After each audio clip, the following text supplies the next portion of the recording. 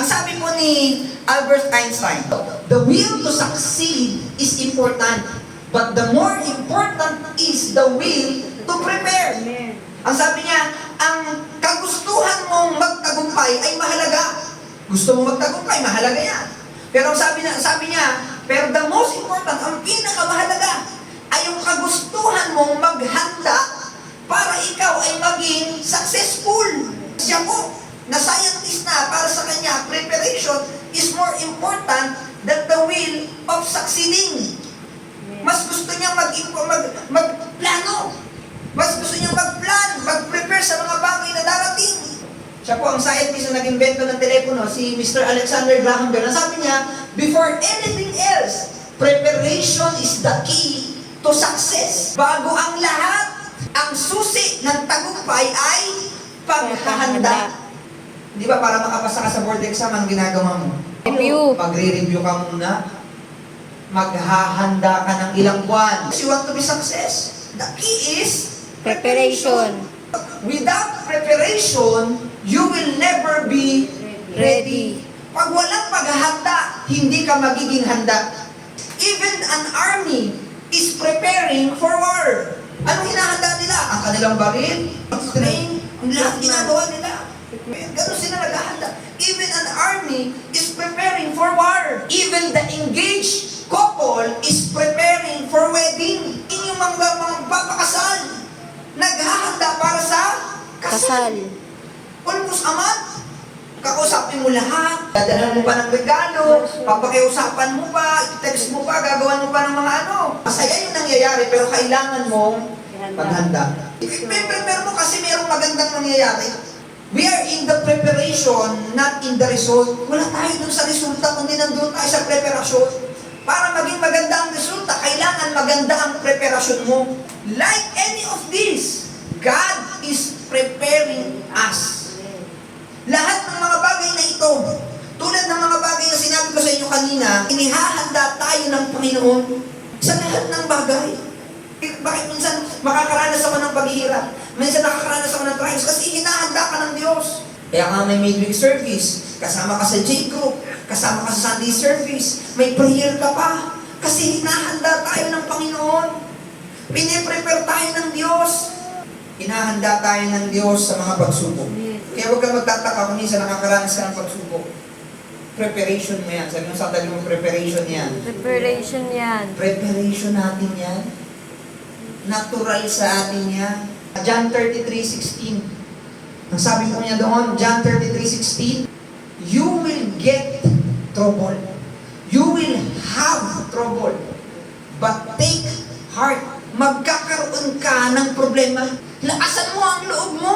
You will have. Hindi niya sinasabing you will see trouble. No. You will face trouble. No. But you will have. Yung problema, ikaabot sa'yo. O ito problema, sa'yo na. Ikaw naman tatanggapin mo. Pine-prepare tayo ng Diyos sa mga trial sa buhay natin. Hindi ka naman pababayaan ng Diyos. Hindi ka naman pinabayaan ng Panginoon.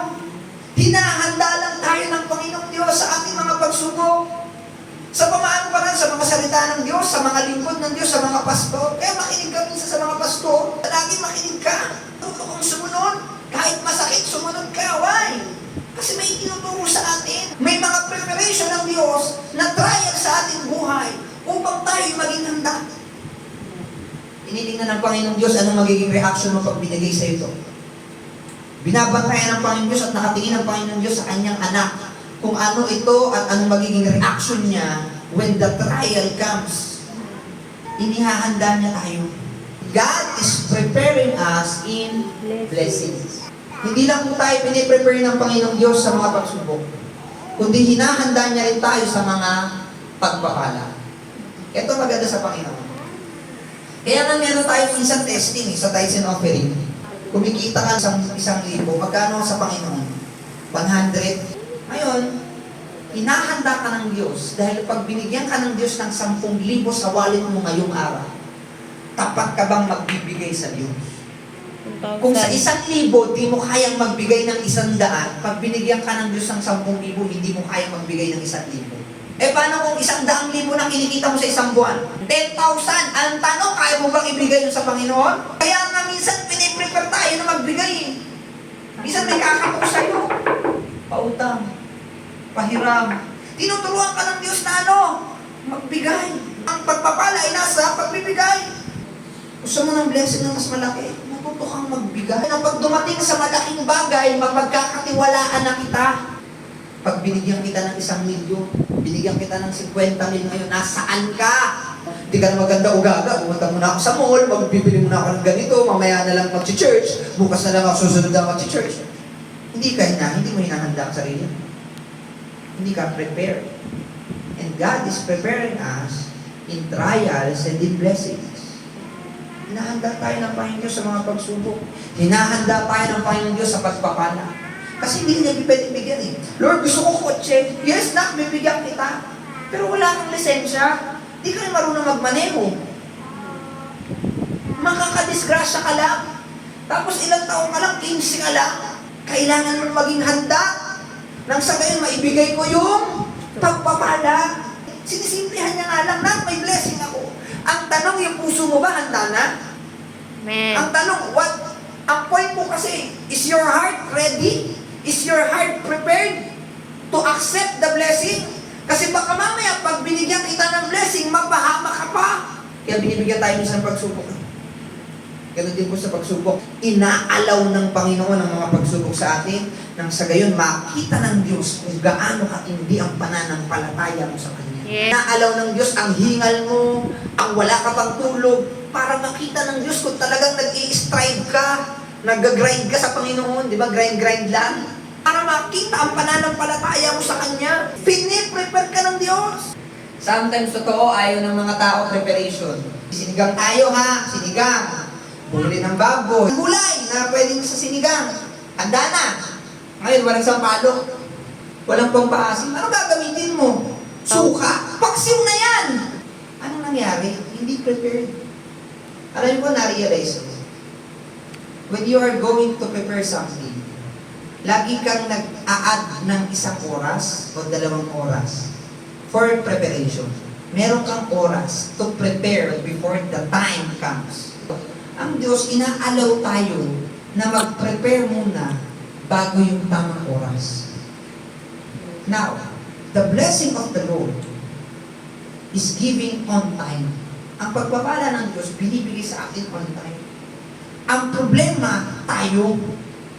Kasi ang preparation natin, napakaikli. Kaya pagdating ng oras na dapat ibigay ng Diyos, hindi dumarating. Why? Late ka eh. Ang oras mo dapat 5:30. Missing ka na, 6:30. Maliligo ka pa, kakain ka pa. Ang oras ka darating sa school, 7:30 na. Nakarating ka, oo, pero ano mangyayari sa'yo? Kasulat pa sa card mo, late ka, hindi ka most punctual. At ang preparation po ang pinakamahalaga sa lahat bago yung magandang resulta. Sometimes we hate preparation. Ito totoo, minsan totoo. Ayaw mo ng preparation. Gusto mo ito na lang. Yung iba gusto tumugtog pero ayaw mag-practice. Yung iba gusto magsalita sa church, pero hindi naman handa. Hindi man lang nag-aral. Paano gagawin ni Lord? Sasamahan ka pa ng Diyos kung wala ka namang pinag-aralan? Gusto mong gamitin ka ng Diyos? Prepare yourself. Gusto mong maglingkod sa Panginoon? Prepare yourself. Sometimes we hate preparation. Pero alam niyo po, ang paghahanda ay napaka-importante sa Panginoong Diyos. Kaya nga sabi ng Biblia, ang isang taong magtatayo ng isang bahay, uupo muna, pag-iisipan niya muna, ihahanda niya muna ang mga bagay sa kanyang buhay bago siya magtayo ng isang bahay. Kasi pagtatawanan siya kapag nangyaring hindi niya natapos. Ganon din sa paglilingkod natin sa Panginoon. Sabi ng Mateo 25 verse 1 to following verses. Ang sabi ko dito ay isang katulad ng 10 birhen. 10 po sila. Ang 5 ay mangmang at ang 5 naman ay matalino. Isang araw sila po ay naghihintay sa ikakasal na lalaki. Sa sobrang tagal ng isang lalaki ikakasal, nakatulog po silang 10. Nung sumigaw ang isang lalaki, sabi niya, nandiyan na yung ikakasal. Silang lahat naman po ay nagsibang na. At lahat sila ay may dalang ilawan. Ngayon, ang 5 sa kanila ay may daladalang langis. Para kung if ever na yung ating Maubos. apoy ay maubos, meron akong pamalit. Yes. Pero yung 5 sa kanila ay hindi naghanda. Yung 5 ay may daladalang extra, yung 5 wala. Sabi nung 5 dun sa 5 matalino, baka pwede kami humingi ng langis. Sabi niya, hindi kami pwede magbigay. Kasi baka kami maubusan. Sayang. Kung gusto nyo, bili muna kayo doon sa tindahan at bumalik na lang kayo dito. Kasi yung kanilang lampara po ay paandam-andam. Sa kanilang pag-alis, dumating yung lalaking ikakasal. Yung 5 matatalino ay nakapasok kasama ng lalaking ikakasal. Pero yung 5, pagbalik ay kumakatok. Sabi nila, papasukin niyo po kami. Ngunit ang sabi ng may-ari ng tahanan, hindi ko kayo nakikilala. Paano pong matututunan natin sa istorya? Ang 5 ay handa. God is preparing us for eternal reward. Maraming tao gustong pumunta ng langit, pero hindi gusto ang paghahanda papunta sa langit. Maraming tao gusto ng langit. Pastor, gusto ko siyempre lahat pumunta ng langit. Pero pagdating sa paghahanda papuntang langit, ayaw. Hindi na nanalangin, hindi na nanampalataya sa Panginoon Diyos. Walang ginagawang kahit na ano. Pero, pag tinanong mo naman kung gusto ng langit, anong isasagot? Gusto ko, Pastor, mahal na mahal pumunta ng langit. Maraming ganon. Not prepared to go to heaven. Eternal reward. Gusto yung reward na salita. Pero hindi handa para makuha yun. You have to pay the price. With fear and trembling. Protect your salvation with fear and trembling na may kasamang panginginig at takot. We have to prepare. Baka matulad tayo sa 5 mangmang, hindi naghanda. Gusto ng reward, gustong humarap sa Panginoong Diyos. Ayaw gawin yung mga nais ng Panginoon. Ito parang inipininahanda na tayo ng Diyos sa mga trials, sa ating pananampalataya, sa ating pagsamba, sa ating paglilingkod, sa ating pagsunod sa Kanya. Lahat ng mga bagay na meron tayo, nararanasan natin, na piniprepare tayo ng Diyos, ang resulta niyan sa langit. Para doon sa langit, mahuwarap tayo sa Panginoong Diyos, masaya tayo, Lord, we did it.